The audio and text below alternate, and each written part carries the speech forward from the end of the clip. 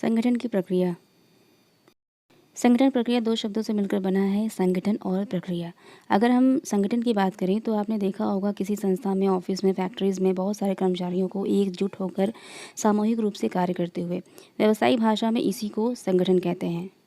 और प्रक्रिया की बात करें तो ये कार्यों का समूह होता है, यानी कि कोई परिणाम प्राप्त करने के लिए हम जो भी स्टेप बाय स्टेप कार्य करते हैं वो ही प्रोसेस बन जाता है। कुल मिलाकर अगर हम बात करते हैं संगठन प्रक्रिया की, तो जो किसी उपक्रम में संगठन को स्थापित करने के लिए जो भी कदम हमें उठाने होते हैं उसी को हम संगठन प्रक्रिया कहते हैं। अतः संगठन प्रक्रिया प्रबंध की एक ऐसी प्रक्रिया है जो संस्था को निर्धारित उद्देश्य एवं लक्ष्य को प्राप्त करने के लिए निर्मित की जाती है। यह भिन्न भिन्न प्रतिभाओं एवं योग्यताओं वाले व्यक्तियों को आपस में मिलाती है और उन्हें सुनिश्चित संबंधों, समन्वय तथा संप्रेषण द्वारा एक संगठन में बांधती है। तो चलिए जानते हैं कि किसी संगठन को स्थापित करने के लिए हमें कौन कौन से कदम उठाने होते हैं। उससे पहले मैं चाहूँगी कि अगर आप मेरे चैनल पर नए हैं तो इसे सब्सक्राइब कर लें और साथ ही साथ बेल आइकन को भी प्रेस कर दें ताकि कोई भी वीडियो मेरी अपलोड होते ही उसकी नोटिफिकेशन सबसे पहले आपको मिले। तो सबसे पहला स्टेप है संस्था के उद्देश्यों एवं लक्ष्यों का निर्धारण करना, यानी कि एस्टेब्लिशिंग इंस्टीट्यूशनल ऑब्जेक्टिव्स। किसी भी संगठन में जो कर्मचारी होते हैं, ऐसा तो नहीं कि वे सारे अपने अपने लक्ष्य या उद्देश्य घर से लेके आते हैं और वही उसी के आधार पे काम करते हैं।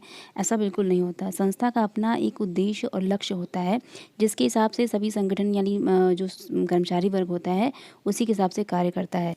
यानी कि किसी भी संस्था या उपक्रम को अपना लक्ष्य और उद्देश्य निर्धारित करना बहुत ही ज़रूरी होता है।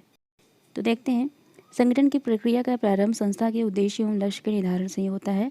संगठन का अपने आप में कोई उद्देश्य नहीं होता, किंतु यह उद्देश्य अपने लक्ष्य की प्राप्ति का एक साधन है। इसलिए संस्था के उद्देश्य एवं लक्ष्य का निर्धारण करना अति आवश्यक होता है।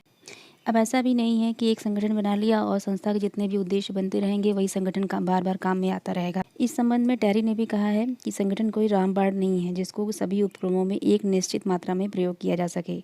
यानी कि कहने का मतलब है कि संगठन का प्रयोग संस्था के उद्देश्यों एवं लक्ष्यों के अनुरूप किया जाता है। अब नेक्स्ट है यानी स्टेप नंबर 2, क्रियाओं का निर्धारण, डिटर्मिनेशन ऑफ एक्टिविटीज़। इसके अंतर्गत कहा गया है किसी उपक्रम के लक्ष्य एवं उद्देश्यों का निर्धारण होने के उपरांत दूसरा कदम है उद्देश्यों की प्राप्ति के लिए किए जाने वाले क्रियाओं का निर्धारण। इसके लिए सबसे पहले किए जाने वाले समस्त कार्यों को परिभाषित किया जाता है। उसके पश्चात प्रत्येक कार्य को उसकी प्रकृति, आकार, उद्देश्य तथा उसके साथ निहित उत्तरदायित्व को ध्यान में रखते हुए उपक्रियाओं में विभाजित किया जाता है और उसके बाद ही उसे विभिन्न व्यक्तियों को सौंपा जाता है। यानी कि अब हमने संस्था के जो भी उद्देश्य और लक्ष्य का निर्धारण कर लिया है उसके हिसाब से हम कार्य का निर्धारण करें कि इससे संबंधित कौन कौन से हमें कार्य करने हैं। हम बहुत बड़ी बड़ी तो नहीं लेकिन कुछ एक संस्थाओं में जाते हैं जैसे कि बैंक। वहाँ बैंक का जो मुख्य उद्देश्य होता है वो है जमाई स्वीकार करना और लोन देना। अब ऐसा तो नहीं है कि बैंक में हम गए और हमने लोन मांगा और बैंक ने तुरंत हमें लोन उठा के दे दिया। उसके लिए बैंक द्वारा कुछ क्रियाएं और उपक्रियाएं पहले से ही निर्धारित की गई होती हैं जो बैंक द्वारा संपादित की जाती हैं। इसी उदाहरण के साथ साथ अगला स्टेप भी शुरू हो जाता है जो कि स्टेप नंबर 3 यानी कर्मचारियों के मध्य कार्य का विभाजन, allocation of work amongst the employees. क्रियाओं का निर्धारण पूरा हो जाने के उपरांत उनका वितरण विभिन्न व्यक्तियों, उनकी योग्यता एवं रुचि के अनुसार किया जाता है। ऐसा करते समय प्रत्येक कर्मचारी की उत्तरदायित्व की सीमा भी निर्धारित कर दी जाती है। तो कोई भी संस्था हो वो अपने जो कर्मचारी है उनके बीच कार्यों का विभाजन कर देती है और उससे संबंधित उन्हें ट्रेनिंग भी देती है ताकि वो अपने कार्य को मतलब बहुत ही कुशलतापूर्वक कर सकें। कार्य विभाजन का एक अच्छा उदाहरण बैंक भी है, जहाँ पर कि हम अगर पैसे निकालने जाते हैं तो हमने देखा होगा कि अचानक से ही एक जगह पे जाके हमें पैसे नहीं मिलते हैं। उसके लिए हमें अब अलग अलग काउंटर पे जाना होता है, अलग अलग व्यक्तियों से मिलना होता है, उसके बाद ही हमें पैसे मिलते हैं। जैसे कि एक पर्टिकुलर काउंटर पे हम जाते हैं, वहाँ पे चेक देते हैं और वो उसे देखता है कि उसमें अकाउंट नंबर अच्छे से भरा हुआ है और सिग्नेचर्स है कि नहीं। उसके बाद वो व्यक्ति वहाँ से उस चेक को लेके अकाउंटेंट को देता है, अकाउंटेंट उसको वेरीफाई करता है उसके सिग्नेचर्स को, अकाउंट नंबर को कि ये सही है। उसके बाद वहाँ से वो जो चेक है वो जाता है कैशियर के पास और कैशियर यानी विंडो पे जो व्यक्ति होता है वहाँ पे भी वो सारे अमाउंट को देखता है कि कितने अमाउंट यानी इस चेक में कितने अमाउंट दिए गए हैं। उस चेक पे जिस व्यक्ति का नाम दिया गया है वो उसका नाम अनाउंस करता है और उतनी धनराशि उसे दे देता है। इस प्रकार आपने देखा कि कार्य का विभाजन ठीक प्रकार होने से जितने भी कर्मचारी हैं उन्होंने अपना अपना कार्य अच्छे से निष्पादित किया और कार्य अच्छे से पूरा हो गया। अब अगला जो स्टेप है यानी स्टेप नंबर 4, कर्तव्यों एवं दायित्वों की व्याख्या, डिफाइनिंग ड्यूटीज़ एंड लायबिलिटीज़।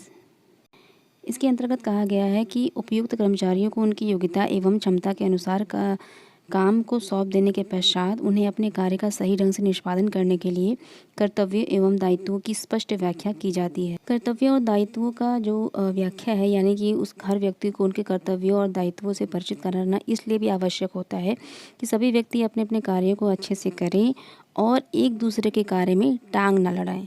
यानी कि कोई भी व्यक्ति किसी दूसरे व्यक्ति के काम में अनावश्यक रूप से हस्तक्षेप ना करे और कार्य जो है वो सुचारू रूप से चलता रहे। कर्तव्य एवं दायित्वों की व्याख्या के बाद अगला जो स्टेप है, यानी कि स्टेप नंबर 5, अधिकारों को सौंपा जाना, यानी कि डेलीगेशन ऑफ अथॉरिटीज़।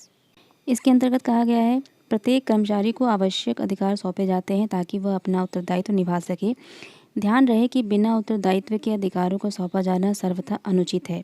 किसी व्यक्ति को कितने अधिकार प्रदान किए जाएं, यह कार्य की प्रकृति, उसके संबंध में उसका दायित्व तथा पद आदि पर निर्भर करता है। अगर हम सही मायने में कहें तो ये जो अधिकार होते हैं और उत्तरदायित्व होते हैं, ये एक दूसरे के निकटतम या निरंतर साथ रहने वाले साथी होते हैं। यानी कि अगर किसी व्यक्ति को कोई उत्तरदायित्व दिया गया है तो उसे उससे संबंधित अधिकार भी दिए जाने चाहिए।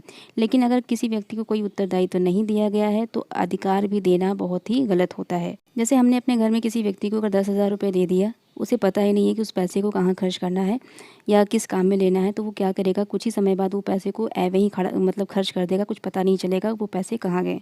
और बेवजह पैसे मिलने से क्या करेगा, वो उस पैसे का गलत इस्तेमाल भी कर सकता है। इसी प्रकार अधिकार भी होते हैं, यानी कि अधिकार उस किसी भी व्यक्ति को उसके पद कार्य के हिसाब से ही मिलने चाहिए। अब अगला जो स्टेप है, यानी कि स्टेप नंबर 6, भौतिक संसाधन तथा उपयुक्त पर्यावरण उपलब्ध कराना, providing physical resources and suitable environment. कर्मचारियों को अधिकार, सत्ता, कर्तव्य एवं दायित्व सौंपे जाने के पश्चात ही संगठन की प्रक्रिया समाप्त नहीं हो जाती है। मानवीय संसाधनों का प्रयोग करने के लिए उन्हें कार्य के अनुसार भौतिक संसाधनों तथा कार्य करने का उपयुक्त पर्यावरण भी उपलब्ध कराना आवश्यक होता है। यानी जिन भी कर्मचारियों को हमने जो भी कार्यभार सौंपा है उससे संबंधित भौतिक संसाधन यानी कि मशीनरी वगैरह उपलब्ध कराना आवश्यक होता है, जिससे कि कार्य का निष्पादन सही प्रकार और सही समय पे होता रहे। किसी भी संगठन को स्थापित करने के लिए सबसे जो लास्ट स्टेप होता है वो है स्टेप नंबर 7, समन्वय, संतुलन एवं संबंध स्थापना। किसी उपक्रम में संगठन की स्थापना की दिशा में उठाया जाने वाला अंतिम कदम विभिन्न विभागों, उपविभागों, समूहों में एवं व्यक्तियों की क्रियाओं के मध्य समन्वय, संतुलन एवं संबंधों की स्थापना किया जाना है। इसके लिए संगठन के विभिन्न भागों में समन्वय स्थापित करना परम आवश्यक होता है। यानी कि प्रत्येक व्यक्ति को संपूर्ण संगठन के रूप में उनके अपने स्थान पर अन्य विभागों एवं पदाधिकारियों के साथ उनके संबंध इत्यादि के बारे में अवगत करा दिया जाता है। हर कर्मचारी के ऊपर कोई न कोई अधिकारी होता है, तो कौन व्यक्ति किसके लिए जवाबदेही होगा, कौन किसी समस्या के लिए किस व्यक्ति के पास जाएगा या फिर किसका आदेश मानेगा, यानी कि आदेश की एकता बनी रहे, इसके लिए समन्वय, संतुलन एवं सभी जो संबंध है उसकी स्पष्ट व्याख्या कर दी जाती है।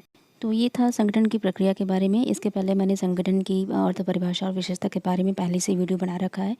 अगर आपने वो वीडियो नहीं देखा है तो लिंक मैंने डिस्क्रिप्शन बॉक्स में दे रखा है, आप जाके वहाँ से देख सकते हैं। तो मिलते हैं संगठन से जुड़े एक और टॉपिक के साथ, तब तक के लिए बाय बाय।